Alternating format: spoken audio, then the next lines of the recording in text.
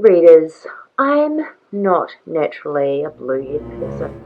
I'm a natural brunette.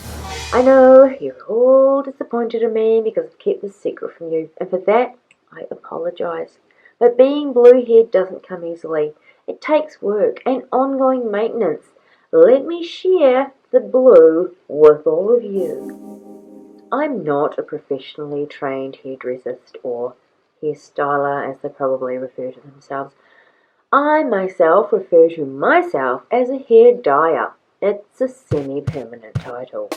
Yes, ladies and gents, I do it all. I direct, I act, I bleach, and I even dye, all in the name of online vanity and the possibility of internet fame.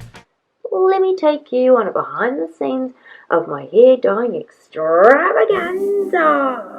Normally, I would never allow people to watch this incredibly private moment, oh so vulnerable. Here I am in all my semi-naked hair vulnerability.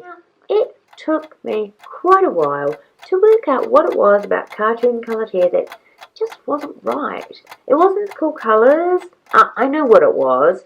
It was the uniformity of the colour. I don't want my brassy bleached then blue dyed hair to look unnatural. If it grew out of my head this colour, I'd be a happy camper.